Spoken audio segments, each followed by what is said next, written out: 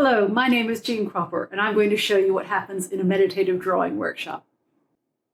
First, everyone logs in, then I welcome them, and then I invite people if they'd like to introduce themselves with their name and where they are in the world.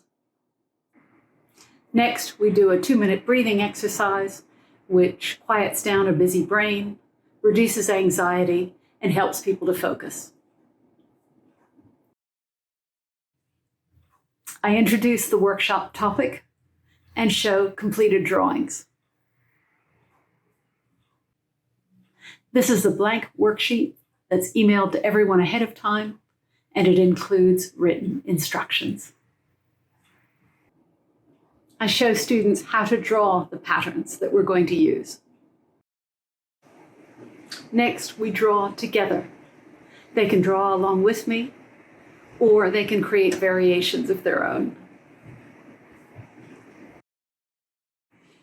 I invite students to share the work that they've just done, and this is for inspiration and celebration. At the end, I thank everybody for taking part, and then if there's a following session, I introduce what that topic is and show them some images so that they know what's coming up next. And that's it.